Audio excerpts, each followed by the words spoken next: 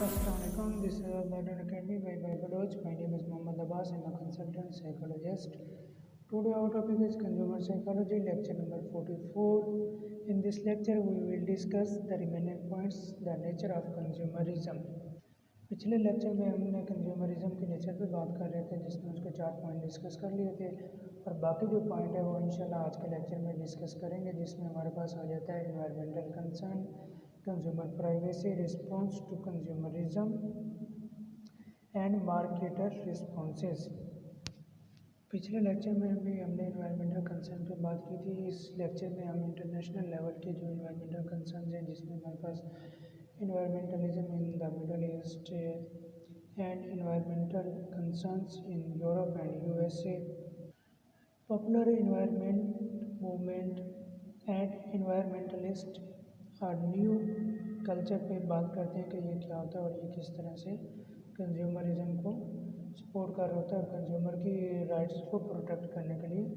Helpful होता है। अगर हम मिडिल ईस्ट की बात करते हैं तो इसमें जो सबसे पहले रिटन फॉर्म में कंसर्न इन्वायरमेंटल पोल्यूशन मिले थे वो अरबिक जर्नलिस्ट हैं जिन्होंने पब्लिश किए थे, जिनका नाम है इब्ने अल जज़ार एंड अल तमामी। ये वो राइटर्स हैं जिन्होंने सबसे पहले इस पे रिसर्च की और बाकायदा इस हवाले से सजेशन दे के कंज्यूमर साइकोलॉजी में इन्वायरमेंटल कंसर्न को मद्देनज़र रखा जाए ताकि कंज्यूमर के राइट्स को प्रोटेक्ट किया जाए। इसमें उन्होंने एयर पोल्यूशन पे, वाटर पे, इसके अलावा सॉलिड वेस्ट पे एंड इन्वायरमेंटल असेसमेंट पे फोकस किया था ताकि कंज्यूमर की प्रोटेक्शन की जाए, कंज्यूमर को बेहतर इन्वायरमेंट प्रोवाइड किया जाए जिसमें उसके लिए मार्केट शॉपिंग आसान हो, जिसमें वो अपने सर्चिंग इजीली सर्च करने के बाद अपनी प्रोडक्ट जो वो चाहता है वो ख़रीद सके। यूरोप एंड यूएसए में फर्स्ट टाइम 1739 में इस चीज़ पे गौर किया गया कि इंडस्ट्रीज़ के हवाले से जो कोयले पे चल रही थी या जो मतलब इस तरह के ईंधन इस्तेमाल कर रहे थे जिसमें इन्वायरमेंट में पोल्यूशन फैल रहा था, या इसके अलावा जिस तरह से उनके मतलब ट्रांसपोर्टेशन हो गई, तो इन चीज़ों पे फर्स्ट टाइम रिसर्च की गई कि ये इतनी ज़्यादा पोल्यूशन पैदा कर रही हैं जो कि इंसानी ज़िंदगी के लिए ख़तरा है और उनको कम किया जाए। इस पर जिसने रिसर्च की थी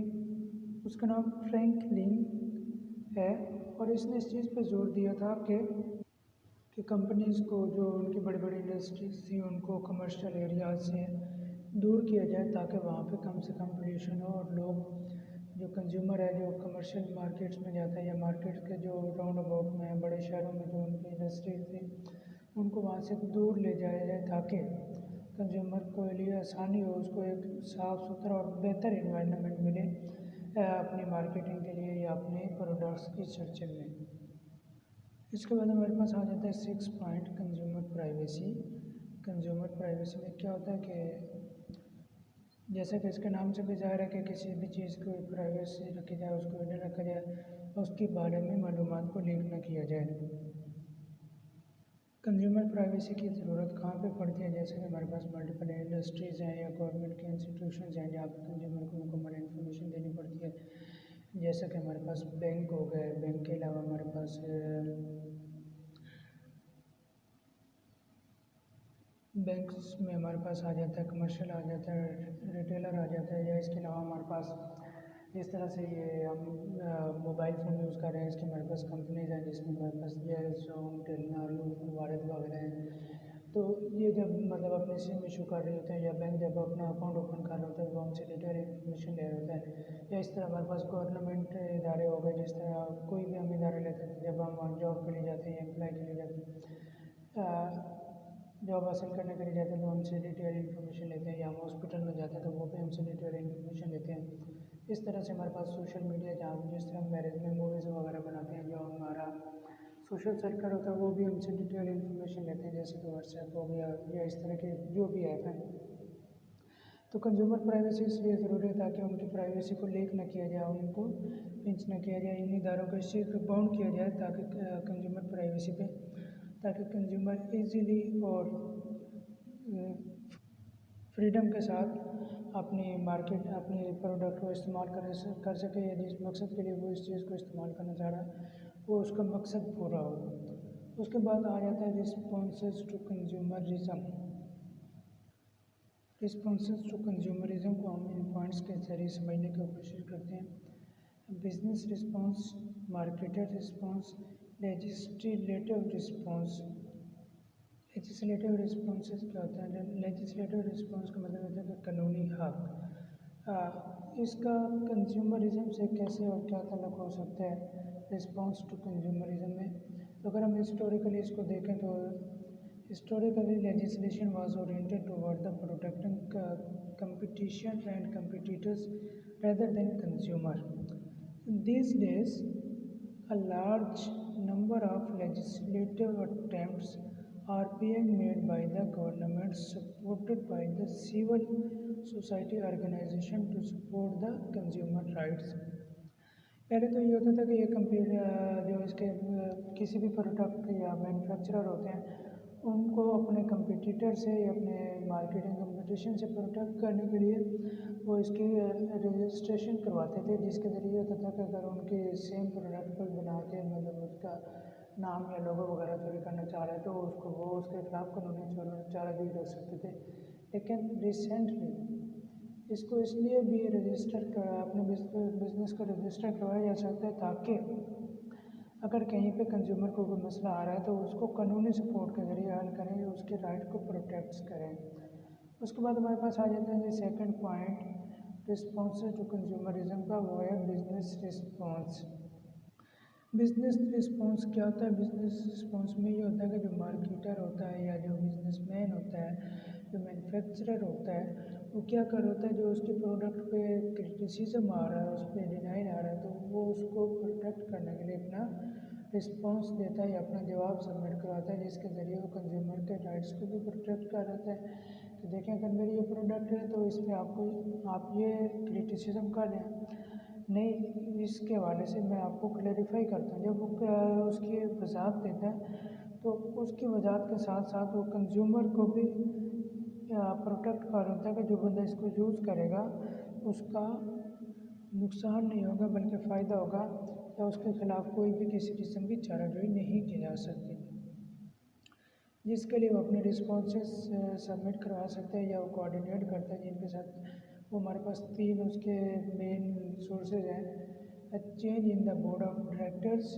मोर emphasize upon ethics, use social performance, disclosure, कि वो अपने क्रिटिसिज्म को जवाब कहाँ पे सबमिट करवाएगा, अपने कंज्यूमर के राइट्स को कहाँ पे प्रोटेक्ट करेगा, उसके लिए उसके पास 3 चैनल्स वो यूज़ कर सकता है। वो change in the board of directors होता है, वहाँ पे वो अपने प्रपोजल सबमिट करवाएगा अगर मेरे प्रोडक्ट पे ये क्रिटिसिज्म आया तो इसका ये जवाब है, या इसके अलावा वो मोर एम्फेसाइज ऑन एथिक्स, को अपने एथिक्स पे ज़्यादा फोकस करेगा और उनको मज़ीद बेहतर करने के लिए वो अपने रिस्पॉन्सेस सबमिट करवाएगा क्रिटिसिज्म से बचने के लिए। या फिर उसके अलावा वो सोशल मीडिया यूज़ कर सकता है, अपने परफॉर्मेंस को डिस्क्लोज कर सकता है। देखें कि अगर मुझ पर क्रिटिसिज्म तो आया है, मिसाल के तौर पे एक मोबाइल पे क्रिटिसिज्म आता है ये हैंग हो जाता है, तो उसके लिए सोशल मीडिया यूज़ करने का देखें कि इतने लोग इसको यूज़ कर रहे हैं तो उसका फीडबैक क्या है और उनके रिव्यूज़ क्या है, तो काइंडली आप ये चेक कर सकते हैं। ये जिसने भी मुझ पर क्रिटिसिज्म किया उसने गलत किया, उसने कंज्यूमर के राइट्स को डिच करने की कोशिश की। नेचर ऑफ कंज्यूमरिज्म का जो लास्ट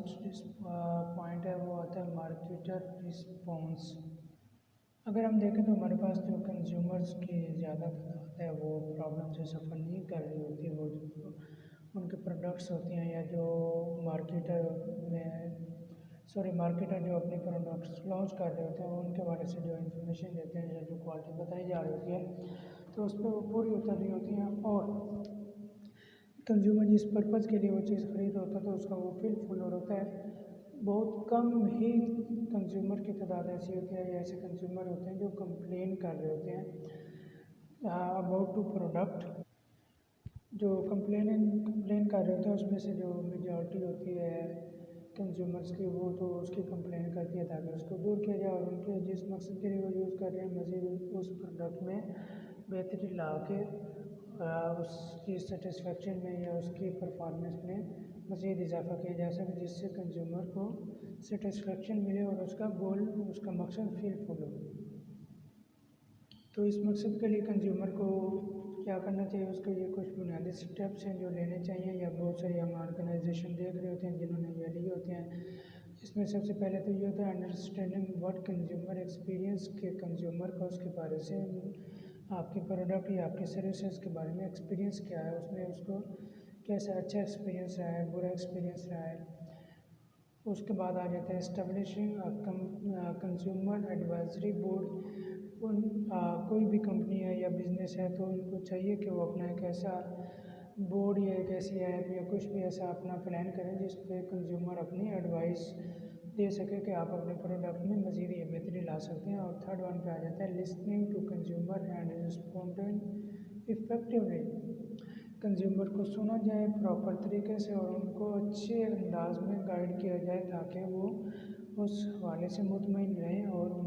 अपने राइट्स के हवाले से उनकी जो कन्फ्यूजन है वो दूर हो। फोर्थ पॉइंट हमारे पास आ जाता है establishing corporate consumer affair units, कि एक ऐसा यूनिट बनाया जाए जहाँ पे कंज्यूमर के जो कंसर्न्स हैं, जो अफेयर्स हैं, उनको डील किया जाए। तो ये था आज का हमारा टॉपिक। इंशाल्लाह अगले लेक्चर में मिलते हैं, तब तक के लिए अल्लाह हाफिज़।